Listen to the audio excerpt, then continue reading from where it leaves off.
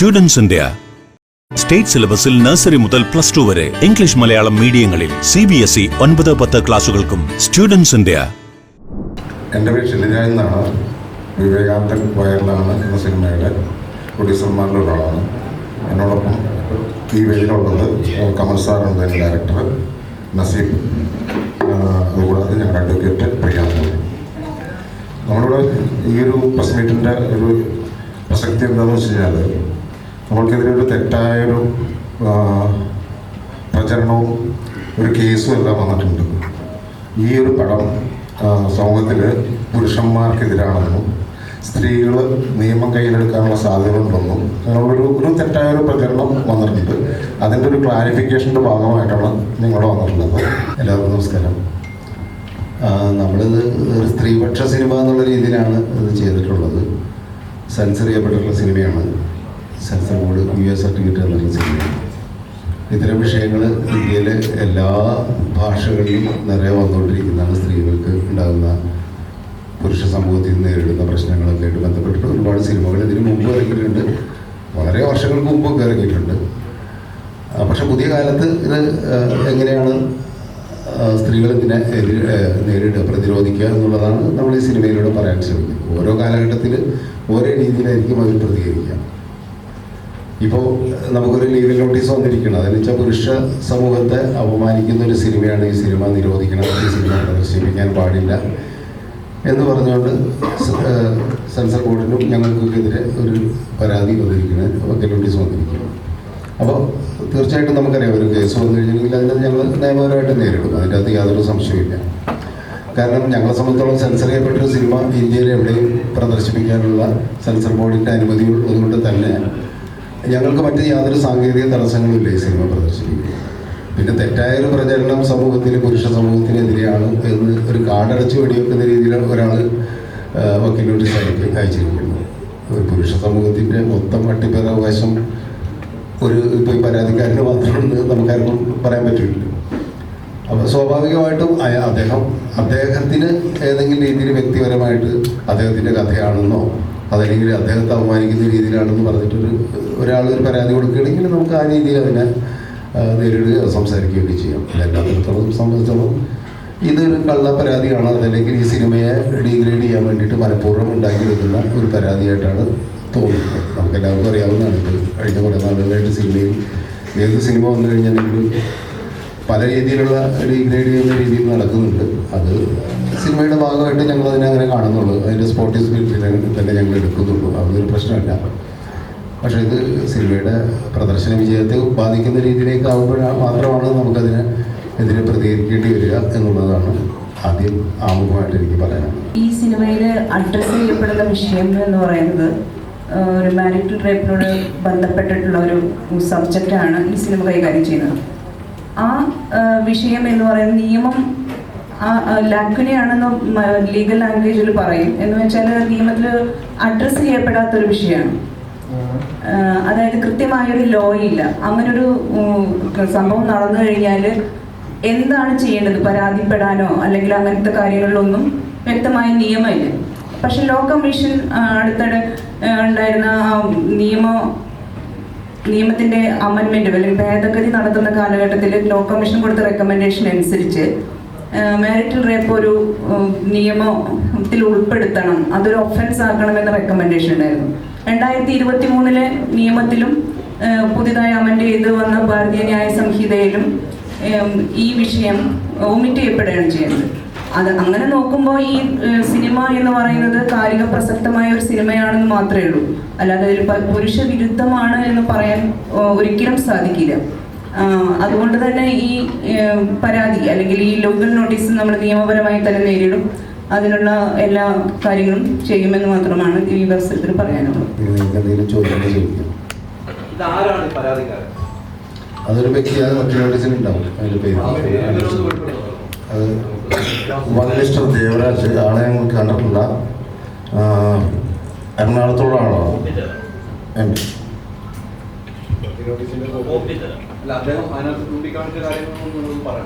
അദ്ദേഹം അതിനൊരു ചൂണ്ടിക്കാണിച്ചിട്ടുണ്ട്. ഇതൊരു സ്ത്രീകൾ നിയമം കയ്യിലെടുത്തു എന്നൊരു പോയിന്റും മൊത്തം പുരുഷന്മാരെ എതിരെ ഉള്ളൊരു പ്രമേയമാണ് എന്നുള്ള സംഭവം അതായത് അവരെ അധിക്ഷേപിച്ചുള്ളൊരു സംഭവമാണെന്നുള്ള കാര്യമായിട്ടാണ് വന്നത്. ഞങ്ങളിതിൻ്റെ സ്ക്രിപ്റ്റ് വായിച്ചിട്ട് ഇതൊരു അഡ്രസ്സ് ചെയ്യപ്പെടേണ്ട വിഷയമാണെന്ന് വളരെ വ്യക്തമായി മനസ്സിലാക്കിയെന്നാണ് ഇറങ്ങി തിരിച്ചത്. ഇതിനുള്ളൊരു വിഷയം ഏതായാലും നിങ്ങൾ പലരും സിനിമ കണ്ടിട്ടുണ്ടാവും, നിങ്ങൾക്കും ആ ഒരു ഫീലിംഗ് വന്നിട്ടുണ്ടോ എന്ന് എനിക്കറിയില്ല. ഇതിൽ ഒരു വിവേകാനന്ദൻ എന്ന് പറയുന്ന വ്യക്തികൾ ഒരു സമൂഹത്തിലുണ്ട്. കാരണം ഞങ്ങൾക്ക് ഒരുപാട് കോളുകൾ കിട്ടുന്നുണ്ട്, ഒരുപാട് മെസ്സേജ് വരുന്നുണ്ട്. ഇങ്ങനെയുള്ള പ്രശ്നങ്ങൾ ഒരു കുടുംബത്തിൻ്റെ ഉള്ളിൽ അനുഭവിക്കേണ്ടി വരുന്ന സ്ത്രീകളുടെ പ്രശ്നങ്ങൾ അവരിപ്പോൾ തുറന്ന് പറയുന്നുണ്ട്. ഒരു നല്ലൊരു പോസിറ്റീവ് കാര്യമായിട്ടാണ് ഞങ്ങൾക്ക് തോന്നുന്നത്. ഇത് അഡ്രസ്സ് ചെയ്യപ്പെടേണ്ടതാണ്, ചർച്ച ചെയ്യപ്പെടേണ്ടതാണ്, പരിഹരിക്കപ്പെടേണ്ടതാണ്. നമ്മുടെയൊക്കെ പെൺകുട്ടികൾ, നമ്മുടെയൊക്കെ മക്കൾ ഇനിയുള്ള സമയത്ത് ഇങ്ങനെയുള്ള പ്രശ്നങ്ങളുണ്ടെങ്കിൽ അവരെ പ്രതികരിക്കാൻ പ്രാപ്തരാക്കേണ്ടതാണ്. ആ ഒരു ഉദ്ദേശത്തോടെയാണ് നമ്മളിന്ന് ഈ ഒരു ദിവസം അറിയിട്ടുള്ളത്. അതൊരു വിജയം കണ്ടു എന്നുള്ളതിൻ്റെ ഒരു ലാഞ്ചനയാണ് ഞങ്ങൾക്ക് വരുന്ന ഈ മെസ്സേജുകൾ.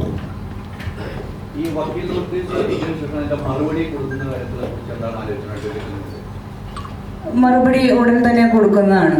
അതിന് നമുക്ക് ലഭിച്ചിട്ടേ ഉള്ളൂ, അത് തയ്യാറാക്കിക്കൊണ്ടിരിക്കുന്നത്. നിയമപരമായ വിഷയങ്ങളൊക്കെ നോക്കി നമ്മൾ അതിന് മറുപടി കൊടുക്കും. ഇത്തരം കേസുകൾ ഈ സിനിമയായിട്ട് ബന്ധപ്പെട്ട ഇത്തരം കേസുകൾ വക്കീലിന്റെ നിലയിൽ വന്നിട്ടുണ്ട്, ധാരാളം വന്നിട്ടുണ്ട്. ഇത്തരം കേസുകൾ ഈ അടുത്ത് ധാരാളം പെൺകുട്ടികൾ മുന്നോട്ട് വരികയും ഇത്തരം കേസുകൾ ഫയൽ ചെയ്യാൻ പറയുകയും ആവശ്യപ്പെടുകയും ചെയ്തിട്ടുള്ളതാണ്. അത് പുറത്ത് പറയാൻ പറ്റാത്ത വിധത്തിൽ, അപ്പോൾ വളരെ രഹസ്യമായിട്ടാണ് അവർ വന്ന് അങ്ങനെ പറയും. ഫാമിലിയിൽ നിന്ന് തന്നെ സപ്പോർട്ട് കിട്ടാത്ത ഒരു സാഹചര്യം, പുറമേ നിന്ന് നോക്കുമ്പോൾ പകൽമാന്യനാണ്, യാതൊരു തരത്തിലും കുറ്റം പറയാൻ പറ്റാത്ത വ്യക്തികൾ, അത്തരം ആൾക്കാർ അല്ലെങ്കിൽ ഒരു പ്രൈവറ്റ് സ്പേസിൽ പെരുമാറുന്ന വൈകൃതങ്ങൾ, പെർവേർഷൻസ്, അത് പറഞ്ഞാൽ ആരും വിശ്വസിക്കാൻ തയ്യാറാവാത്ത സാഹചര്യങ്ങൾ, അങ്ങനെ വരുമ്പോൾ നിയമത്തിലൊരു പരിരക്ഷ ലഭിക്കുകയില്ല. കാരണം അതൊരു ഒഫൻസ് അല്ല. ഒരു പരാതി കൊടുത്താൽ അതിനൊരു കൃത്യമായ റെമഡി കിട്ടില്ല. പോലീസുകാരായാലും പറയാം ഇതിലൊക്കെ എങ്ങനെ കേസെടുക്കും എന്ന് മാത്രമേ പറയൂ. ഒരാൾ അടിച്ചാൽ പോലും നമുക്ക് കേസെടുക്കാവുന്ന ഈ ഒരു രാജ്യത്ത് ഇത്തരത്തിലുള്ള അക്രമ പ്രവൃത്തികൾ നിയമവിധേയമാണെന്നുള്ളതാണ്. അതുകൊണ്ട് തന്നെ ധാരാളം കേസുകൾ ഈ വിഷയത്തിൽ വരുന്നുണ്ട്. അതൊരു കാര്യം നമുക്ക് എല്ലാവർക്കും അറിയാമല്ലോ, തെളിവ് കൊണ്ടുവരാൻ പറയും. പോലീസായാലും ശരി, കോടതിയായാലും ശരി, തെളിവ് കാണിക്കാൻ പറ്റും. ഇതിനെങ്ങനെ തെളിവ് കൊടുക്കും? അപ്പോൾ ആ രീതിയിൽ വലിയ പ്രശ്നങ്ങൾ സ്ത്രീകൾ നേരിട്ടുകൊണ്ടിരിക്കുന്നത്. പ്രത്യേകിച്ചും അവർക്ക് പുറത്ത് പറയാൻ പറ്റാത്ത അവരുടെ സാമൂഹിക പശ്ചാത്തലം കാര്യങ്ങളൊക്കെ കൊണ്ട് അവർക്ക് പുറത്ത് പറയാൻ പറ്റാത്ത ഒരുപാട് പ്രശ്നങ്ങൾ സ്ത്രീകൾ നേരിട്ടുകൊണ്ടിരിക്കുന്നുണ്ട്. അത് ഒരുപക്ഷെ ഈ സിനിമയിൽ നമ്മുടെ കഥാപാത്രങ്ങൾക്ക് അതേ മാനസികാവസ്ഥയിലുള്ള ഒരു നല്ല ശതമാനം സ്ത്രീകൾ നമ്മുടെ സമൂഹത്തിലുണ്ട്. അവരൊന്നും പറയുന്നില്ല, അല്ലെങ്കിൽ അവരത് സപ്രസ് ചെയ്യുന്നുണ്ട് എന്നുള്ളതാണ് നമ്മൾ ഈ സിനിമ ചെയ്യാൻ തന്നെ ഒരു കാരണം. അതാണ് അങ്ങനത്തെ ഒരു സിനിമ ചെയ്യാനുള്ളൊരു കാരണം തന്നെ ഇത്തരം വിഷയങ്ങൾ പുറത്ത് പറയാനായിട്ട് സ്ത്രീകൾ തയ്യാറാകുന്നില്ല. അതിനെ അഡ്രസ്സ് ചെയ്യേണ്ടതുണ്ട് എന്ന് തോന്നിയതുകൊണ്ടാണ് ഈ വിഷയം തന്നെ നമ്മൾ സിനിമയാക്കുന്നത്. കമൽ സാർ 4 വർഷത്തിന് ഇടവേളയ്ക്ക് ശേഷമാണ് സിനിമ ചെയ്തത്. ആ സിനിമ വലിയ രീതിയിൽ ആളുകൾ ഏറ്റെടുക്കണമെന്നൊരു പ്രതീക്ഷയും കമൽ സാറിനെ സംബന്ധിച്ചിടത്തോളം ഈ സിനിമ വന്നതിന് ശേഷം അത്ര ഒരു പ്രവണത കാണുന്നില്ല. കേരളത്തിലാണെങ്കിലും അത്ര ഒരു പ്രവണത കാണില്ല. സാറിനെ സംബന്ധിച്ചൊരു മാനസികമായൊരു ബുദ്ധിമുട്ടുണ്ടായി കാണുന്നതാണ് എനിക്ക് തോന്നുന്നത്. കാരണം ഇത്തരം ഒരു സിനിമ കാത്തിരുന്ന പ്രേക്ഷകർ വരുമ്പോൾ ഇത്തരം ഒരു വക്കീൽ നോട്ടീസ് വരുന്നു, അതിനെതിരെ ചില ആളുകൾ മനഃപൂർവ്വം ഡീഗ്രേഡ് ചെയ്യുന്നതായിട്ട് അങ്ങനെയൊക്കെയാണോ സാറിന് തോന്നുന്നത്? അല്ല, അതിനെപ്പറ്റി ഞാൻ കമൻറ്റ് ചെയ്യുന്നില്ല. മനഃപൂർവ്വം ഡീഗ്രേഡ് ചെയ്യുന്നത് അവരുടെ സ്വാതന്ത്ര്യമാണ്, അല്ലെങ്കിൽ അവരുടെ പെർവേർഷൻസ് ആണ്. അതൊക്കെ അവർ ചെയ്തുകൊണ്ടിരിക്കും, അതങ്ങ് നടക്കും. അതിനെപ്പറ്റി നമുക്കറിയില്ല. പക്ഷേ ഞാൻ മാനസികമായിട്ട് തളരേണ്ട കാര്യമുണ്ടെന്ന് എനിക്ക് തോന്നുന്നില്ല. കാരണം ഞാൻ ആദ്യമായിട്ട് സിനിമ ചെയ്തില്ല. ഇത്തരം ഒരുപാട് സിനിമകൾ ചെയ്തിട്ടുണ്ട്. ഇതേപോലെ പരാജയങ്ങളും വിജയങ്ങളും ഒക്കെ ഉണ്ടായിട്ടുണ്ട്. ഈ സിനിമ പരാജയമാണെന്ന് ഞാൻ വിശ്വസിക്കുന്നുമില്ല. കാരണം ഇതിനങ്ങനെ വലിയ സാമ്പത്തികമായ എന്താ പറയുക പ്രശ്നങ്ങളൊന്നുമില്ല. പടം നമുക്കെല്ലാവർക്കും അറിയാവുന്നതാണ്. ഇപ്പോൾ മലയാള സിനിമ തിയേറ്ററുകളിൽ സൂപ്പർ സ്റ്റാറുകളുടെ പടമാണ് ആദ്യമായിട്ട് തിയേറ്ററിൽ ആൾക്കാർ കയറുന്നത്. മറ്റൊരുപാട് സങ്കേതങ്ങളുണ്ടല്ലോ. ഇപ്പോൾ OTT ഉണ്ട്, സാറ്റലൈറ്റ് ഉണ്ട്. ഇതിലൊക്കെ പ്രേക്ഷകർ ഒരുപാട് പേര് ഇത് കാണും. ഈ സിനിമ കാണാൻ വേണ്ടി തന്നെയാണ് എടുക്കുന്നത്. അപ്പോൾ തിയേറ്ററിലും ആൾക്കാർ കാണുന്നുണ്ട്. നിങ്ങളിപ്പോൾ തിയേറ്ററിൽ പോയി കഴിഞ്ഞാൽ തന്നെ നിങ്ങൾക്ക് അറിയാവുന്നതാണ്, സ്ത്രീകളാണ് സിനിമ കാണാൻ വരുന്നത്. പുരുഷന്മാരധികം വരുന്നില്ല എനിക്ക് ഒരു പക്ഷേ. കാരണം എന്താ വെച്ചാൽ അവർക്ക് തന്നെ ഈ പറയുന്ന ഒരു ചളിപ്പൊക്കെ ഉണ്ടാവാം. പക്ഷേ സ്ത്രീകൾ അത്യാവശ്യം സിനിമ കാണുന്നുണ്ട്. ഒരുപാട് പേര് എന്നെ വിളിക്കുന്നുണ്ട്. അവർ ഇങ്ങനൊരു വിഷയം അഡ്രസ്സ് ചെയ്തതിൽ അവർ നമ്മളോട് വളരെ താങ്ക്ഫുൾ ആണെന്നുള്ള രീതിയിൽ ഒരുപാട് പേര് വിളിക്കുന്നുണ്ട്. പ്രൊഡ്യൂസേഴ്സിനെ വിളിക്കുന്നുണ്ട്, എന്നെ വിളിക്കുന്നുണ്ട്, ഷൈനെയൊക്കെ വിളിക്കുന്നുണ്ട്. അപ്പോൾ സ്വാഭാവികമായിട്ടും ഞങ്ങളെ സംബന്ധിച്ചുള്ള സിനിമ വിജയം തന്നെയാണ്. പിന്നെ മുൻകാലങ്ങളിലൊക്കെയാണ് നമ്മൾ പറയുന്നത്, മുൻകാലങ്ങളിലാണ് ഈ അവസ്ഥ ഉണ്ടാകുന്നത്. കാരണം സിനിമ തിയേറ്ററിൽ ഓടുന്നില്ല എന്നുള്ള രീതിയിൽ വന്നു കഴിഞ്ഞിട്ടുണ്ടെങ്കിൽ പിന്നെ ഒരു ഡയറക്ടറെ സംബന്ധിച്ചോളം പ്രൊഡ്യൂസറെ സംബന്ധിച്ചോളം വേറെ വഴിയാണ്. ഇപ്പം അങ്ങനെയല്ല, ഇത് ഒരുപാട് പേരുടെ അടുത്തേക്ക് ഈ സിനിമ എത്തുന്നത് നമുക്ക് നല്ല വിശ്വാസമുണ്ട്. കാരണം അങ്ങനെ വരുമ്പോൾ തന്നെ ഒരുപാട് സ്ത്രീകൾ ഈ സിനിമ കാണുകയും കൂടുതൽ അഭിപ്രായം വരികയും ചെയ്യുന്നതാണ് എനിക്ക് തോന്നുന്നത്. പിന്നെ സിനിമയുടെ ആത്യന്തികമായ ഒരു വിജയം എന്ന് പറയുന്നത് അത് ജനങ്ങൾ ഏറ്റെടുക്കുക എന്ന് പറയുന്നത് കുറേ കാലം കഴിഞ്ഞാലും ഏറ്റെടുക്കും. അതാണല്ലോ ഒരു സിനിമ എന്ന് പറഞ്ഞു കഴിഞ്ഞിട്ടുണ്ടെങ്കിൽ. ഇപ്പം എൻ്റെ പഴയ സിനിമകളെ കുറിച്ചൊക്കെ തന്നെ ഇപ്പോൾ സംസാരിക്കുന്നത് കൊണ്ടാണ്, അതിപ്പോഴും അവരുടെ മനസ്സിൽ കിടക്കുന്നതുകൊണ്ടാണ്. ഒരു സിനിമ കാലാധിപത്യമായിട്ട് അല്ലെങ്കിൽ കാലത്തെ അതിജീവിച്ച് കുറേ കാലം നിൽക്കുക എന്നുള്ളതാണ് ഏറ്റവും പ്രധാനപ്പെട്ട. ആ കാര്യത്തിൽ ഈ സിനിമ വലിയ സക്സസ് തന്നെയാണെന്നാണ് ഞാൻ വിശ്വസിക്കുന്നത്. ഈ പറഞ്ഞ പോലെ ഒരു നല്ല സിനിമയാണെങ്കിൽ പ്രേക്ഷകർ അത് രീതിയായി നീട്ടി സ്വീകരിക്കും. പക്ഷേ ഇപ്പോൾ ഇറങ്ങുന്ന സിനിമകളിൽ വെച്ചാൽ കൂടുതലും അങ്ങനെ കൊള്ളത്തില്ല എന്ന് റിവ്യൂ വന്നാൽ പോലും പലപ്പോഴും നല്ല സിനിമകളാണ് പ്രേക്ഷകർ അത് കണ്ട് തിയേറ്ററിൽ ഓടും. വിവേകാനന്ദൻ്റെ അവസ്ഥയിൽ ഇപ്പം അത്ര ഒരു പുഷ് കിട്ടുന്നില്ല. അപ്പം ഈ പറഞ്ഞ റിവ്യൂവിൻ്റെ കേസ് വന്നാലും ശരി, ഇങ്ങനെ പരാതി വന്നാൽ നല്ലൊരു സിനിമയാണ് പ്രേക്ഷകർ അത് സ്വീകരിക്കുമല്ലോ. അല്ല, ഞാനതാണ് ആദ്യം പറഞ്ഞത്. കാരണം നല്ല സിനിമ എന്ന് പറയുന്നത് എപ്പോഴായാലും പ്രേക്ഷകർ സ്വീകരിക്കും. ആദ്യത്തെ ദിവസങ്ങളിൽ തന്നെ പ്രേക്ഷകർ പോയി തിയേറ്ററിൽ വന്ന് കാണണമെന്ന് നമുക്ക് പറയാൻ പറ്റില്ല. അത് സൂപ്പർ സ്റ്റാറിൻ്റെ സിനിമയുണ്ട്. ഇനിയും ഇപ്പം എല്ലാ തിയേറ്ററിലും പടം കളിച്ചുകൊണ്ടിരിക്കുന്നുണ്ട്. ഇനിയും സമയമുണ്ടല്ലോ. സ്ത്രീകൾക്ക് ഒറ്റയടിക്ക് ഇപ്പോൾ നിങ്ങൾ നേരത്തെ പറഞ്ഞ മാതിരി ഒരു നെഗറ്റീവ് റിവ്യൂ ഒക്കെ വരുമ്പോൾ ആദ്യം ഒന്ന് ആശങ്കയുണ്ടാവും, എല്ലാവർക്കും ഉണ്ടാവും.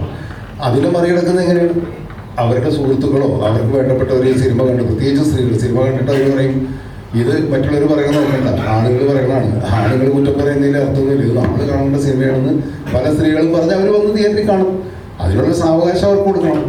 മുൻകാലങ്ങളിലൊക്കെ സിനിമ അങ്ങനെയുണ്ട്, നിങ്ങൾക്കറിയാലോ. ഈ സോഷ്യൽ മീഡിയ ഒക്കെ വരുന്നതിന് മുമ്പുള്ള കാലത്ത് ആദ്യമൊക്കെ ഒരാഴ്ച ഒരു മനുഷ്യരുണ്ടാവില്ല ചില പടങ്ങൾ. ഇപ്പം എൻ്റെയൊക്കെ തന്നെ പല സിനിമകൾക്ക് അങ്ങനെ ഉണ്ടായിട്ടുണ്ട്. ആളില്ലാതെ ഈ സിനിമ പോയത് ഇറങ്ങി കൊടുത്തായിരിക്കും ചിലപ്പോൾ പിന്നെ വലിയ കളക്ഷനിലേക്ക് വലിയ ഹിറ്റായി മാറിയ കുറേ സിനിമകൾ ഞങ്ങളൊക്കെ ചെയ്തിട്ടുണ്ട്. അപ്പോൾ ആദ്യത്തെ ദിവസങ്ങളിൽ ചിലപ്പോൾ ഈ പറയുന്ന ഒരു സോക്കോൾഡ്. പിന്നെ നമ്മൾ ആരെ ടാർഗറ്റ് ചെയ്യുന്നത്, ഏത് പ്രേക്ഷകനെ ടാർഗറ്റ് ചെയ്യുന്നതും വളരെ പ്രധാനപ്പെട്ടതാണ്. അപ്പോൾ നിങ്ങൾ സിനിമ കാണാൻ പോകുമ്പോൾ നിങ്ങൾ വിചാരിക്കുന്നത് എന്നെ ഉദ്ദേശമുള്ളൊരു സിനിമയല്ല, എനിക്ക് പറ്റുന്നൊരു സിനിമയല്ല എന്ന് നോക്കിക്കഴിഞ്ഞാൽ നിങ്ങളതിനെ ചിലപ്പോൾ റിജക്റ്റ് ചെയ്യാം, നിങ്ങൾക്ക് ഇഷ്ടപ്പെട്ടില്ല എന്ന് വരും. പക്ഷേ ഇത് വേറെ ആൾക്കാർക്ക് ഇഷ്ടപ്പെടും. അപ്പം നമ്മളെ സംബന്ധിച്ചോളം അതാണ് നമ്മൾ നോക്കുന്നത്. ഏറ്റവും കൂടുതൽ ആൾക്കാർക്ക് ഇഷ്ടപ്പെടുന്നത് എന്താണെന്നുള്ളതാണ് നമ്മൾ നോക്കുന്നത്. അപ്പോൾ തീർച്ചയായിട്ടും അത് ഫസ്റ്റ് ഡേ ഓഡിയൻസിനെ അല്ല എന്നുള്ളതാണ് ഈ സിനിമ ഇപ്പോൾ തെളിയിക്കുന്നത്.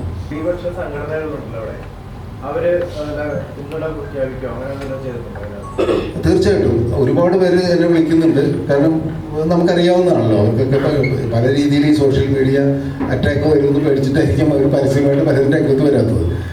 അല്ലാതെ ചില ആൾക്കാരുണ്ട്. ഇപ്പോൾ ഈ ട്രാൻസ് വുമണൊക്കെ ഒരുപാട് പേര് അവരുടെ സംഘടനയൊക്കെ ഞങ്ങളൊക്കെ വിളിച്ചിട്ട് അവർ പരസ്യമായിട്ട് പിന്തുണക്കായിട്ട് വന്നിട്ടുണ്ട്. കാരണം ഏറ്റവും കൂടുതൽ ഈ സിനിമയിൽ പറയുന്ന വിഷയം എന്ന് പറഞ്ഞാൽ മൈ ബോഡി മൈ പ്രൈഡ് എന്നാണ്. എൻ്റെ ശരീരം എൻ്റെ അവകാശം. അതിൻ്റെ പ്രശ്നങ്ങൾ നേരിടുന്ന സ്ത്രീകളെ പോലെ തന്നെ ട്രാൻസ് വുമൺ ഒരുപാട് നേരിട്ടുകൊണ്ടിരിക്കുന്നുണ്ട്. അവരുടെ കമ്മ്യൂണിറ്റി വല്ലാതെ അതിന് വിധേയരായിക്കൊണ്ടിരിക്കുന്ന അവസ്ഥയിൽ അവരൊക്കെ അത് ഏറ്റെടുക്കുന്നുണ്ട്. പരസ്യമായിട്ട് ചിലപ്പോൾ അവർ ഈ സിനിമ എൻ്റേതാണെന്ന് പറഞ്ഞിട്ട് വരാനായിട്ട് ഇപ്പോഴത്തെ കാലത്ത് മടിക്കുന്നുണ്ടെന്നുള്ളതിൻ്റെ കാര്യം നിങ്ങൾക്കറിയാമല്ലോ. പക്ഷെ അതുകൊണ്ട് പിന്തുണയില്ല എന്ന് നമുക്ക് പറയാൻ പറ്റില്ല. അതുപോലെ തന്നെ ഇതിപ്പം ഒരു പുരുഷനെ കേന്ദ്രീകരിച്ച് പുരുഷന്റെ വൈകൃതങ്ങളെ കേന്ദ്രീകരിച്ചൊരു സിനിമയാണ്. അത് നേരെ ഓപ്പോസിറ്റ് ചിന്തിച്ചു കഴിഞ്ഞാൽ ഇപ്പം ഒരു സ്ത്രീയുടെ വൈകൃതങ്ങൾ അങ്ങനെയുള്ള സ്ത്രീകളുണ്ട്. അപ്പൊ അവരെ ബേസ് ചെയ്തൊരു സിനിമയാണ് സാർ എടുത്തതെങ്കിൽ അതുപോലെ തന്നെ അതിനെതിരായിട്ട് സ്ത്രീകൾ രംഗത്തിറങ്ങുകയാണെങ്കിൽ സാറിന് ഒരു ദിവസമെങ്കിലും ഈ സിനിമ ഓടിക്കാൻ പറ്റുമെന്ന് തോന്നുന്നുണ്ടോ? അങ്ങനത്തെ ഒരു സിനിമ ഞാൻ എടുക്കില്ല. ആദ്യം അത് പറയാം. കാരണം സ്ത്രീകൾക്കെതിരായിട്ടൊരു സിനിമ ഞാൻ എടുക്കില്ല. കാരണം അത് എൻ്റെ പോളിസിയാണ്, എൻ്റെ ഒരു നിലപാടാണ്. കാരണം ഇത്രയും കാലം സിനിമ ചെയ്തിട്ട് ഒരു സ്ത്രീകളെ മോശമാക്കുന്ന രീതിയിലോ അല്ലെങ്കിൽ സ്ത്രീകൾക്കെതിരായിട്ടൊരു സിനിമ ഞാനിതുവരെ ചെയ്തിട്ടില്ല, ചെയ്യുകയില്ല. ഏത് പുരുഷൻ ഇനി ഞങ്ങളുടെ എനിക്ക് എതിർപ്പായിട്ട് വന്നു കഴിഞ്ഞാൽ ഞാൻ ചെയ്യില്ല. അതെൻ്റെ നിലപാടാണ്. അല്ല, കഥയിലും എനിക്ക് പറ്റാത്ത, എനിക്ക് എൻ്റെ നിലപാടുകൾക്ക് യോജിക്കാത്ത കഥ ഞാൻ ചെയ്യില്ലല്ലോ, ഒരിക്കലും ചെയ്യില്ല. പ്രൊഡ്യൂസറിൻ്റെ അടുത്താണ് താങ്കൾ ഫേസ്ബുക്ക് പോസ്റ്റിൽ എഴുതിയിട്ടുണ്ടായിരുന്നല്ലോ, അതായത് ഈ സിനിമ നിങ്ങൾ കണ്ട് ഭയക്കുന്നുണ്ടെങ്കിൽ നിങ്ങളൊരു വിവേകാനന്ദനാണ് എന്നൊരു ഇതുണ്ടായിരുന്നല്ലോ. തീർച്ചയായും. കാരണം അങ്ങനെയുള്ളൊരു വൈകല്യങ്ങളുള്ളവർക്ക് മാത്രമേ എനിക്ക് എൻ്റെ ഒരു പേഴ്സണൽ ഫീലിംഗ് ആണത്. അങ്ങനെയുള്ള വൈകല്യങ്ങളും അങ്ങനെയുള്ള വിവേകാനന്ദൻ്റെ ക്വാളിറ്റി ഉള്ള അവരായിട്ട് കണക്ട് ചെയ്യുന്ന ആൾക്കാർക്കായിരിക്കും ഇത് കൂടുതൽ ഇഷ്ടപ്പെടാതെ പോകുന്നതും അല്ലെങ്കിൽ ഒരു എതിർപ്പുണ്ടാവുന്നതും എന്നെനിക്ക് എൻ്റെ പേഴ്സണൽ ഫീലിംഗ് ആണ്. അല്ല, ഇപ്പോൾ പറഞ്ഞാൽ നമ്മുടെ കുറച്ച് പേരെ ഉണ്ടാവല്ലോ, ഇപ്പം അതൊരു എന്താ പറയുക ഫിസിക്കൽ ഒരു അസുഖം കൂടിയല്ലേ അത്? അതൊരു അസുഖം ആയിരിക്കാം. അതങ്ങനെയുള്ളൊരു കാര്യങ്ങളെല്ലാം ഒരു സത്യം പറഞ്ഞാൽ ഒരു സൈക്കോളജിസ്റ്റ് കൂടി ഇത് വേണ്ടിയിരുന്നാണ്. ഒരു സീനിയറായിട്ടുള്ളൊരു സൈക്കോളജിസ്റ്റ് എന്നെ വിളിച്ചിരുന്നു. അദ്ദേഹം എന്നോട് പറഞ്ഞ ശരി, ഇത് വളരെ നല്ലൊരു സബ്ജക്റ്റാണ് നിങ്ങൾ തിരഞ്ഞെടുത്തിരിക്കുന്നത്. ഒരിക്കലും ചർച്ച ചെയ്യപ്പെടാത്ത, ഒരിക്കലും ഐഡൻറ്റിഫൈ ചെയ്യാൻ പറ്റാത്ത സമൂഹത്തിൽ ഇന്ന് നിലനിൽക്കുന്ന ഇത്രയും വലിയൊരു ഇഷ്യൂ ഇപ്പോൾ അദ്ദേഹത്തിൻ്റെ അടുത്ത് വരുന്ന പേഷ്യൻസിനോട് അദ്ദേഹം പറയുന്നത് വെച്ചാൽ ആദ്യം ഈ സിനിമ ഒന്ന് കണ്ടുവരൂ, അത് കഴിഞ്ഞിട്ട് എനിക്ക് കുറച്ചും കൂടി ഈസിയാണ് നിങ്ങളെ കൺവിൻസ് ചെയ്യാനും നിങ്ങളെ പ്രാപ്തരാക്കാനും. അദ്ദേഹത്തെ ഞാൻ സത്യം പറഞ്ഞാൽ കൊണ്ടുവരാൻ പറ്റില്ല, അതുകൊണ്ട് അദ്ദേഹത്തിൻ്റെ തിരക്കൊണ്ടും മറ്റുള്ള കാര്യങ്ങൾ കൊണ്ടും വിട്ടുപോയതാണ്.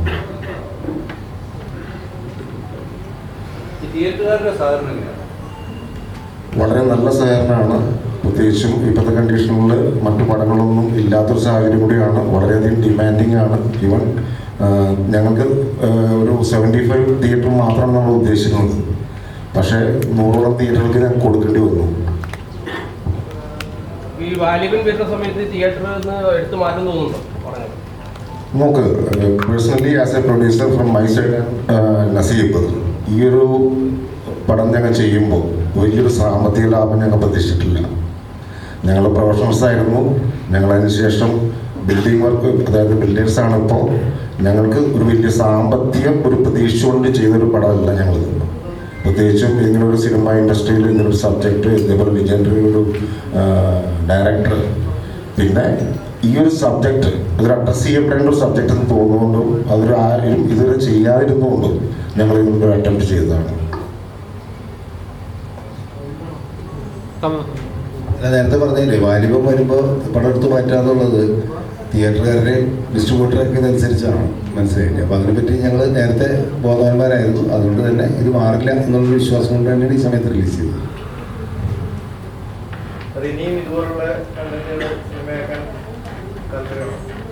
ഇതുപോലത്തെ ചെയ്യില്ല, കാരണം ഇത് ചെയ്തു പോയില്ലേ, അതുകൊണ്ട് ഇനി ചെയ്യാൻ പറ്റില്ല. കാരണം ഇതിന് ഇതുപോലെ ഇത്തരം വിഷയങ്ങൾ അഡ്രസ്സ് ചെയ്യുന്ന സബ്ജക്റ്റ് തീർച്ചയായിട്ടും ചെയ്യും. മുൻകാലങ്ങളിൽ ഞാൻ ചെയ്തിട്ടുണ്ട്. നിങ്ങളെ കണ്ടോ, മഞ്ഞുവെള്ള പെൺകുട്ടി എന്ന് പറഞ്ഞ സിനിമ ഞാൻ അന്ന് ചെയ്തപ്പോൾ അന്ന് എല്ലാ വീട്ടിലും നടക്കുന്നുണ്ട്, ചൈൽഡ് അബ്യൂസ് നടക്കുന്നുണ്ട്. പക്ഷെ അത് അന്ന് ആൾക്കാർക്ക് ഉൾക്കൊള്ളാൻ പറ്റില്ല. കാരണം അത് സ്ത്രീകൾ ഇതേപോലെ പുറത്തു പറയാൻ പറ്റില്ല. അതും സാമ്പത്തികമായിട്ട് വലിയ ഭയങ്കര ഹിറ്റായ പടമൊന്നുമില്ല. അത് സ്ത്രീപക്ഷ സിനിമയായിരുന്നു. ഈ പറയുന്ന ടീനേജ് കുട്ടികൾ അത് പ്രതിരോധിക്കുന്നതാണ്. ആ കുട്ടി അയാളെ കൊല്ലാൻ പോകുന്നതായിരുന്നു ആ സിനിമയുടെ വിഷയം എന്ന് പറയുന്നത്. അന്നും സെൻസർ ബോർഡ് ആ സിനിമയ്ക്ക് ഒരു പ്രശ്നം ഉണ്ടാക്കിയില്ല. നാഷണൽ അവാർഡിനും ഒക്കെ പോയി ഇന്ത്യൻ മനോരമയിൽ കാണിച്ച പടങ്ങളത്. അപ്പോൾ ആ പ്രതിരോധം ആ സിനിമയിലുണ്ട്. ആ ഒരു ടീനേജ് പെൺകുട്ടി പ്രതിരോധിക്കുകയാണ്. അവളുടെ ബുദ്ധി അനുസരിച്ച് ഇയാളെ കൊല്ലണമെന്ന് വിചാരിച്ചിട്ട് ഒരാളെ വാടകയ്ക്ക് എടുത്തിട്ട് കുട്ടികളെല്ലാവരും കൂടി അയാളെ അതാണ് വിഷയം. പക്ഷെ അത് പരാജയപ്പെട്ടു പോകുന്നതാണ് അവർ. അപ്പോൾ ഇത്തരം വിഷയങ്ങൾ ഞാൻ ഓരോ കാലഘട്ടത്തിലും നമ്മൾ ചെയ്യുന്നുണ്ട്. അന്ന് ഇപ്പം ചൈൽഡ് അബ്യൂസ് അതുപോലെ നമ്മുടെ സമൂഹത്തിൽ നടക്കുന്നുണ്ട്. അപ്പോൾ അതുകൊണ്ട് അതൊന്നും എന്താ പറയുക പ്രസക്തമല്ല എന്ന് നമുക്ക് പറയാൻ പറ്റും. സാറേ, ഇതിന്റെ മുമ്പ് ഒരു സിനിമ ഇറങ്ങിയപ്പോൾ ഈ സെയിം പ്രശ്നം ഈ മെൻസ് അസോസിയേഷനൊക്കെ തിയേറ്ററിൽ വന്നിട്ട് ഭയങ്കര പ്രശ്നമൊക്കെ ഉണ്ടാക്കില്ലേ. അപ്പം അത് ഈ സോഷ്യൽ മീഡിയയിൽ വന്നപ്പോൾ ഇതൊരു പ്രൊമോഷൻ ടെക്നിക്കാണെന്ന് പലരും പറയണ്ടായി ഈ കമന്റിൽ. അപ്പോൾ ഇത് സെയിം ഒരു പ്രശ്നം വരുമ്പോൾ ആൾക്കാർ ഇത് പ്രൊമോഷൻ ടെക്നിക്കാണെന്ന് വിലയിരുത്തിപ്പെടും. ഏത് ഞങ്ങൾ മെൻസ് അസോസിയേഷനിൽ നമ്മളൊന്നും സമീപിച്ചിട്ടില്ലെന്ന് ഇന്ന് പ്രശ്നം ഉണ്ടായിട്ടില്ല. അതല്ല, ഇതിപ്പോ ഒരു വ്യക്തി വ്യക്തിന്റെ കൂടുതൽ കാര്യങ്ങൾ നിങ്ങൾ പുറത്തുവിടണ്ടേ? ചില സോഷ്യൽ മീഡിയ കൂടി ആണെങ്കിൽ കോടതിയിൽ നിലവിലിരിക്കുന്ന പിന്നെ അത് മാത്രമല്ല അയാളാണല്ലോ പരിധിയുണ്ട്. കോടതിയിൽ കേസ് വക്കീൽ നോട്ടീസാണ്. കോടതിയിൽ നോട്ടീസ് കോടതിയിൽ കേസ് രജിസ്റ്റർ ചെയ്തു എന്നാണ് അറിയാൻ കഴിഞ്ഞത്. രജിസ്റ്റർ ചെയ്തിട്ടുണ്ടെന്നാണ് അറിയാം. പക്ഷെ അതിന്റെ നോട്ടീസ് നമുക്ക് ഇപ്പൊ കിട്ടിയിട്ടില്ല. കോടതിയിൽ രജിസ്റ്റർ ചെയ്തിട്ടുണ്ടെന്നാണ് അറിയാൻ കഴിഞ്ഞിട്ടുള്ളത്. ഹൈക്കോടതിയിൽ വിട്ട് മൂവ് ചെയ്തിട്ടുണ്ട്. അതിന്റെ ഈ ഫയലിംഗ് കഴിഞ്ഞിട്ടുണ്ടെന്നുള്ളതാണ് എനിക്കറിയാൻ കഴിഞ്ഞത്. കോടതി സംവിധാനങ്ങൾ ഉപയോഗിച്ചിട്ടുള്ള നമ്മുടെ ഇൻഫ്ലുവൻസ് വെച്ചിട്ട് കിട്ടിയിട്ടുള്ള ഇൻഫർമേഷനാണ്. നോട്ടീസ് നമുക്ക് നേരത്തെ കിട്ടി. നമ്മളതിന് റിപ്ലൈ ചെയ്യാനായിരിക്കുന്നു. മറ്റ് കോടതിയിൽ നിലവിലിരിക്കുന്ന കേസിനെ കുറിച്ച് കൂടുതൽ കമന്റ്സ് പറയുന്നത് ഉചിതമല്ലെന്ന് വിചാരിച്ചിട്ടാണ് ഇപ്പം ആൻസർ ചെയ്തത്. കമൽ എന്ന സംവിധായകനോടാണ് സ്ത്രീപക്ഷ അല്ലെങ്കിൽ സ്ത്രീകൾക്കെതിരായിട്ടുള്ള സിനിമകൾ എടുക്കില്ല എന്നുള്ളത് കമൽ എന്ന ഡയറക്ടറുടെ നിലപാടാണ്. പക്ഷെ വിവേകാനന്ദനെ പോലുള്ള പുരുഷൻ ഈ സമൂഹത്തിലുണ്ടെങ്കിൽ അതുപോലെ വൈകൃതികളുള്ള അല്ലെങ്കിൽ നിയമസംരക്ഷണം നൽകുന്ന സ്ത്രീകൾ, അത് മുതലെടുക്കുന്ന സ്ത്രീകൾ ഈ സമൂഹത്തിലില്ല. തീർച്ചയായിട്ടും ഉണ്ടാവും. അത് രണ്ട് ഇതുമില്ല. എല്ലാ പുരുഷന്മാരും കുഴപ്പക്കാരാണെന്നോ എല്ലാ സ്ത്രീകളും നല്ലവരാണെന്നുള്ള ഒരു മുൻവിധിയൊന്നും എനിക്കില്ല. അങ്ങനെ ഒരു ധാരണയിലും ഞാൻ സിനിമ എടുക്കുകയില്ല. ഒരുപാട് സമൂഹത്തിൽ നമ്മൾ ഒരുപാട് പുരുഷന്മാരെ കുറിച്ച് സിനിമ എടുത്തിട്ടുണ്ടല്ലോ. നല്ല പുരുഷന്മാർ കൂടുതലുള്ള സമൂഹം തന്നെയുള്ളത്. പക്ഷെ ഇങ്ങനെയുള്ള ചില ഇതിൽ നേരത്തെ അഡ്വക്കേറ്റ് സൂചിപ്പിച്ച പോലെ ഇത് നിയമപരമായിട്ട് നേരിടാൻ കഴിയാത്ത സ്ത്രീകളെ സംബന്ധിച്ചോളം നിസ്സഹായരായി പോകുന്ന ഒരുപാട് അവസ്ഥയുണ്ട്. അങ്ങനെയുള്ള സ്ത്രീകളെ ഏത് രീതിയിലാണ് പ്രൊമോട്ട് ചെയ്യേണ്ടതെന്നാണ് നമ്മൾ ഈ സിനിമയിലൂടെ പറയുന്നത്. ചിലപ്പോൾ അവർ പ്രതികരിച്ചെന്ന് വരും, നാളെ അവർക്കെതിരെ കേസ് വരും. അതൊക്കെ ഇല്ലെന്ന് പറയുന്നില്ല, അതൊക്കെ സിനിമയിൽ ഞാൻ കാണിക്കണമെന്നില്ലല്ലോ. നാളെ ഇതിനെതിരെ പറഞ്ഞവർ ആരെങ്കിലും ഈ മറ്റേതെങ്കിലും കഥാപാത്രം ഇവർക്കെതിരെ കേസ് കൊടുക്കാം. പോലീസും തൽക്കാലം ഇവരെ വെറുതെ വിടുന്നുണ്ടെങ്കിലും നമ്മുടെ സമൂഹത്തിൽ നമ്മൾ കാണുന്നില്ല ഇത്തരം കാര്യങ്ങൾ. ഒരു പോലീസ് വെറുതെ വിടുന്നത്, പുരുഷന്മാരെ തന്നെ വിടുന്നില്ലേ, അത് വിടും. പിന്നെ കുറച്ച് ദിവസം കഴിയുമ്പോൾ കേസ് വരുമ്പോൾ അറസ്റ്റ് ചെയ്യും എന്ന് പറഞ്ഞ പോലെ ചിലപ്പോൾ ഈ സ്ത്രീകൾക്കെതിരെ കേസ് വരുമായിരിക്കും, അറസ്റ്റ് ചെയ്യരുത്. അതെല്ലാം സിനിമയിൽ കാണിക്കണമെന്നില്ലല്ലോ. അപ്പം നിയമം കയ്യിലെടുത്തുകൊണ്ട് അത് നിയമം കയ്യിലെടുത്തു കഴിഞ്ഞില്ലെങ്കിൽ ശിക്ഷിക്കപ്പെടേണ്ടതാണ്, കേസെടുക്കേണ്ടതൊക്കെ തന്നെയാണെന്നുള്ള ബോധ്യം എനിക്കുണ്ട്. അപ്പം ഞാൻ പറഞ്ഞു വരുന്നതാണ്, കാരണം എല്ലാ പുരുഷന്മാരും മോശമാണെന്ന് ഈ സിനിമയിലൂടെ പറയാൻ ശ്രമിച്ചിട്ടില്ല. സാർ, അന്ന് ഓഡിയോ ലോഞ്ചിൽ ഷൈൻ ടോമിനെ പറ്റി പറഞ്ഞിട്ടുണ്ട്. അതായത് ഈ സിനിമയിൽ ഷൈൻ ടോം അല്ലാതെ വേറൊരാളെ കാസ്റ്റ് ചെയ്യാൻ തോന്നില്ല, വേറൊരു ആക്ടറിനെ അതിൽ കണ്ടിട്ടില്ല. വേറെ ആക്ടറെ സമീപിച്ചാൽ ഇങ്ങനൊരു കഥാപാത്രം ചെയ്യാൻ തയ്യാറാവുമോ എന്ന് ഒരു സംശയം ഉണ്ടെന്ന് പറയുന്നു. അതെന്താണ് അങ്ങനെ പറയുക? ഈ വിവേകാനന്ദനെ പോലത്തെ ഒരു കഥാപാത്രം ചെയ്യാൻ മലയാള സിനിമയിൽ മറ്റൊരു അവരുടെ ഇമേജിനെ പേടിക്കുന്നുണ്ടാവും. അതിൻ്റെ അനുഭവമാണ് ഞാൻ പറയുന്നത്. അതുകൊണ്ടാണല്ലോ, കാരണം അവർക്ക് അവരുടെ ഇമേജിനെ കുറിച്ച് കോൺഷ്യസ് ആണ്. നമ്മുടെ ഇവിടുത്തെ എല്ലാ സ്റ്റാർസിൻ്റെയും ഒരു ഇതല്ല, അവർക്ക് ഒരു പെർട്ടിക്കുലർ ഇമേജ് ഉണ്ടാവും, അതിനെ ബ്രേക്ക് ചെയ്യാനായിട്ട് അവർക്ക് താല്പര്യം ഉണ്ടാവില്ല. അപ്പോൾ അങ്ങനെ ഇമേജിനെ പറ്റി യാതൊരു രീതിയിലും ബോധറേഷൻ ഇല്ലാത്ത ഒരാളാണ് ഷൈൻ ടോം ചാക്കോ. എനിക്ക് നന്നായിട്ട് അറിയാം. അതുകൊണ്ടാണ് ഷൈൻ ആണ് ഇത് ചെയ്യാൻ പറ്റിയ ആളെന്ന് ഞാൻ പറഞ്ഞത്. അത് പുള്ളിക്കാരൻ ഇപ്പം നെഗറ്റീവായിട്ട് വരാൻ ചാൻസ് ഇല്ലേ? സോഷ്യൽ മീഡിയയിൽ ഇപ്പോൾ വന്നോണ്ടിരിക്കുന്നത് ഇങ്ങനത്തെ കമന്റ്സ്. ഒരു ആക്ടറാണല്ലോ, ആക്ടർക്ക് ഏത് കഥാപാത്രത്തെ അവതരിപ്പിക്കാമല്ലോ. അതിൻ്റെ പേരിൽ അദ്ദേഹത്തിന് എന്ത് പ്രശ്നം? ഒരു പ്രശ്നമില്ല. അദ്ദേഹത്തിനേക്കാളും എത്രയോ ഹാർഡ് കോർ വില്ലൻ ക്യാരക്ടേഴ്സിനെ ചെയ്ത് അഭിനയിച്ചിട്ടുണ്ട്. അപ്പം അങ്ങനെയാണെങ്കിൽ അങ്ങനത്തെ ആളെന്ന് പറയുമോ? അയാൾ ഇല്ലല്ലോ. ഒരു റേപ്പിസ്റ്റായിട്ട് അഭിനയിക്കുന്ന ഒരാളെ റേപ്പിസ്റ്റാണെന്ന് പറയുമോ? അയാൾ കഥാപാത്രത്തല്ലേ അവതരിപ്പിച്ചിട്ടുള്ളത്.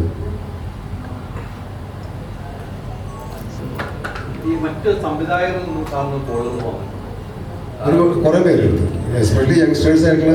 നമുക്ക് എനിക്ക് പരിചയമില്ലാത്ത യങ്സ്റ്റേഴ്സ് തന്നെ വിളിച്ചിട്ട് പലരും വിളിച്ചിട്ടുണ്ട്. കാരണം ഇങ്ങനത്തെ സബ്ജക്റ്റ് ചെയ്യാൻ ധൈര്യം കാണിച്ചൊരു സന്തോഷം കൊള്ളില്ല. പ്രത്യേകിച്ച് ഞങ്ങളെപ്പോലുള്ള പഴയ തലമുറയിലുള്ള ആൾക്കാർ ഇങ്ങനെ സബ്ജക്റ്റ് ഒന്നും അറ്റംപ്റ്റ് ചെയ്യില്ല എന്നാണ് തെറ്റിദ്ധാരണ. പക്ഷെ അത് തെറ്റിദ്ധാരണ തന്നെയാണ്. കാരണം ഒരു പ്രത്യേക കാലഘട്ടത്തിൽ അത്തരം സിനിമകളിലേക്ക് നമ്മളധികം പോയിട്ടില്ല എന്നുള്ളൂ. അതിന് മുമ്പുള്ളൊരു കാലം നിങ്ങൾ ആലോചിച്ച് നോക്കുക. സിനിമയിൽ വളരെ പരീക്ഷണങ്ങൾ ഒരുപാട് നടന്നിട്ടുള്ള ഒരു ഇൻഡസ്ട്രിയാണ് മലയാള സിനിമ. ഇന്ന് മാത്രമല്ല, സിനിമ ഉണ്ടായിട്ട് കുറേ വർഷങ്ങളായില്ല. എത്ര പരീക്ഷണങ്ങളിലൂടെ നടന്നിട്ടുണ്ട്. എത്രയോ ശക്തമായ സ്ത്രീ കഥാപാത്രങ്ങളുള്ളൊരു സമ്പന്നമായൊരു ഇൻഡസ്ട്രിയാണ് മലയാള സിനിമ. അപ്പോൾ ആ രീതിയിൽ തന്നെയാണ് എന്നെ പലരും വിളിച്ചിട്ട് സംസാരിക്കുകയും ചെയ്തത്.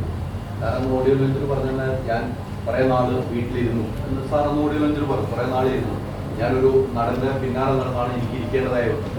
ഇനി സാറിൻ്റെ തുടർച്ചയായ ഒരു സിനിമ പ്രേക്ഷകർ കിട്ടുമെന്ന്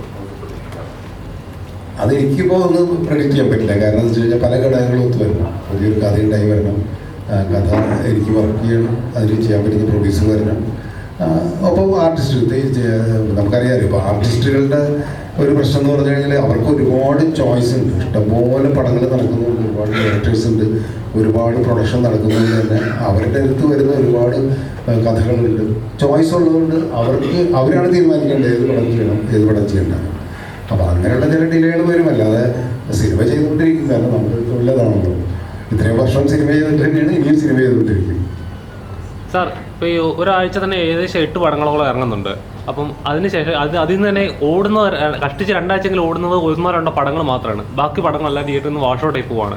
അപ്പോൾ ഇപ്പോൾ സത്യം പറഞ്ഞാൽ മലയാള സിനിമയുടെ പഴയ ഒരു നല്ല കണ്ടന്റ് ഓറിയന്റഡ് സിനിമകൾ, അല്ലെങ്കിൽ പ്രേക്ഷകർ സ്വീകരിക്കുന്ന സിനിമകൾ എന്ന് പറഞ്ഞാൽ കുറഞ്ഞു വന്നുകൊണ്ടിരിക്കുകയാണ്. ശരിക്കും അത് മലയാള സിനിമയുടെ വീഴ്ചയായിട്ടാണ് കാണുന്നത്. ആസ് എ ഡയറക്ടർ ഇത്ര എക്സ്പീരിയൻസ് ഉള്ളത്. അല്ല, അതിന് ഞാൻ നേരത്തെ ഈ മറ്റേ ആർട്ടിസ്റ്റുകളുടെ ചോയ്സ് പറഞ്ഞ വരി പ്രേക്ഷകരും ചോയ്സ് ഉണ്ട്. ഇഷ്ടംപോലെ സിനിമകൾ വരുന്നതുകൊണ്ട് അവരും എന്താ പറയുക, തിരഞ്ഞെടുക്കുന്നതിന് ചില പ്രശ്നങ്ങൾ വരും. അവന് 2 രീതിയിലുള്ള ചോയ്സ് ഉണ്ട്. അവർ തന്നെ പറയുന്നുണ്ടല്ലോ, തിയേറ്റർ എക്സ്പീരിയൻസ് എന്ന് പറഞ്ഞിട്ട് ചില സിനിമ തിയേറ്ററിൽ പോയി കാണണം, ചില സിനിമ OTT കണ്ടാൽ മതി എന്ന് അവർ തീരുമാനിക്കുന്നത്. അത് അവരുടെ ചോയ്സാണ്, നമുക്ക് അവരെ കുറ്റം പറയാൻ പറ്റില്ല. പക്ഷെ പ്രേക്ഷകർ ഇത് കാണുക എന്നുള്ളതാണ് ഏറ്റവും പ്രധാനം. ഇപ്പോൾ നമ്മളൊരു പ്രോഡക്റ്റ് ഉണ്ടാക്കിയിട്ട് അത് മുൻകാലങ്ങളിൽ ആ സാഹചര്യം ഉണ്ടായിരുന്നില്ല. തിയേറ്ററിൽ കണ്ടില്ലെങ്കിൽ ആ സിനിമ പിന്നെ കാണില്ല. പിന്നീടാണല്ലോ ഈ ടെലിവിഷൻ ചാനലുകളൊക്കെ വരാൻ തുടങ്ങിയിട്ട് പഴയ സിനിമകൾ വീണ്ടും കാണാൻ തുടങ്ങി. അപ്പോൾ ഒരുപക്ഷെ തിയേറ്ററിൽ വൻ പരാജയമായ സിനിമകൾ ടെലിവിഷനിൽ വന്നിട്ട് ഇത് നല്ല സിനിമയായിരുന്നിട്ട് ഇത് എന്താ ഓടാഞ്ഞെന്നൊക്കെ ചോദിക്കുന്ന അനുഭവങ്ങളൊക്കെ എനിക്കുണ്ടായിട്ടുണ്ട്. പക്ഷെ എന്ത് ചെയ്യാൻ പറ്റും, അന്നത്തെ കാലത്ത് ചില സാഹചര്യങ്ങളിൽ തിയേറ്ററിൽ ഓടി വർക്കൗട്ട് ആയിട്ടുണ്ടാവില്ല. പക്ഷെ ഇന്ന് തിയേറ്ററിൽ വർക്കൗട്ട് ആവാത്ത എത്ര സിനിമകൾ നിങ്ങൾക്ക് തന്നെ അറിയാനും OTT ഭയങ്കര ശ്രദ്ധ കിട്ടിയിട്ടുണ്ട്.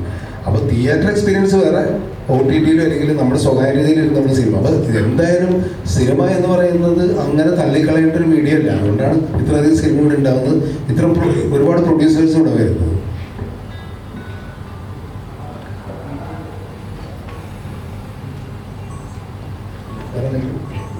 ഈ സിനിമയിൽ ഒരുപാട് ആർട്ടിസ്റ്റുകൾ അഭിനയിച്ചിട്ടുണ്ട്. അപ്പോൾ ഈ കേസ് വന്നു പറഞ്ഞപ്പോൾ അവരുടെ ഒരു പ്രതികരണം അല്ല, അവരൊന്നും ഇതിൽ കക്ഷികളല്ലാത്തതുകൊണ്ട് അവർ സ്വാഭാവികമായിട്ട് നമ്മൾ വിളിച്ചിട്ട് എന്താ കാര്യം എന്ന് അന്വേഷിക്കുന്നു.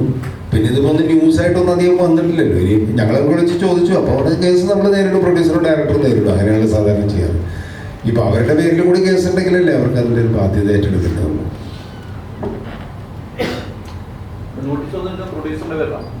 അല്ല, ഞാനൊക്കെ റെസ്പോണ്ടൻ്റാണ്. എല്ലാം 6 പേര് റെസ്പോണ്ടൻ്റാണ്. സെൻട്രൽ ഗവൺമെൻറ്റും അടക്കും, സെൻസർ ബോർഡ് അടക്കും. കാരണം ഞാൻ ആദ്യം അതാണ് പറഞ്ഞത്, സെൻസർ ചെയ്യപ്പെട്ട പടമുള്ളത്. അപ്പം ഞങ്ങളെ സംബന്ധിച്ചോളം ഞങ്ങൾക്ക് യാതൊരു നിയമബാധ്യതയില്ല. കാരണം സെൻട്രൽ ഗവൺമെൻറ്റിൻ്റെ നിയമം അനുസരിച്ച് എല്ലാ നിയമങ്ങളും പാലിച്ചിട്ട് ഞങ്ങൾ സ്ത്രീകൾക്കെതിരെയുള്ള അക്രമം പാടില്ല എന്നുള്ള സെൻസറിൻ്റെ വളരെ റിട്ടേൺ ആയിട്ടുള്ള നിയമമാണ്. അത് പാലിച്ച് അത് എല്ലാ കാർഡുകളും ഇട്ടിട്ട് തന്നെയാണ് സെൻസർ ബോർഡിൻ്റെ മുമ്പിൽ പടർത്തിച്ചത്. അത് അംഗീകരിച്ചിട്ട് തന്നെയാണ് സെൻസർ ബോർഡ് നമുക്ക് സർട്ടിഫിക്കറ്റ് തന്നിട്ടുള്ളത്.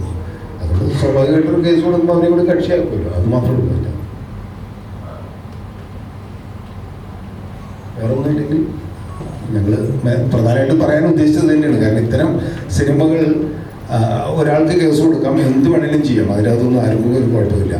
പക്ഷെ അത് തെറ്റിദ്ധരിക്കപ്പെടരുത്. കാരണം ഇത് പുരുഷ സമൂഹത്തിന് മുഴുവൻ മോശമാകുന്ന ഒരു സിനിമയാണെന്നുള്ളൊരു പ്രചരണം വരരുത്. ആ പ്രചരണം വരാതിരിക്കാൻ വേണ്ടിയിട്ടാണ് ഞങ്ങൾ സത്യത്തിൽ നിങ്ങളെ കാണാനായിട്ട് ഉദ്ദേശിച്ചത്. അല്ലാതെ കേസ് വന്നുകൊണ്ട് അയ്യോ ഞങ്ങൾക്കെതിരെ കേസ് വന്നൊന്ന് പേടിച്ചിട്ട് നിങ്ങളുടെ മുമ്പിൽ ഒന്നുമൊന്നുമല്ല.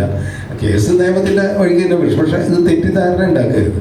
കാരണം ഇത് സ്ത്രീകൾക്ക് വേണ്ടിയിട്ട് എടുക്കുമ്പോൾ പുരുഷന്മാരെ അവമാനിക്കുന്ന ഒരു സിനിമയാണെന്ന് അങ്ങനെ ഒരു തെറ്റിദ്ധാരണ പാടില്ല. പുരുഷ സമൂഹം ചിലർ തിരിച്ചറിയേണ്ട ചില യാഥാർത്ഥ്യങ്ങൾ അതിനെക്കുറിച്ചാണ് നമ്മൾ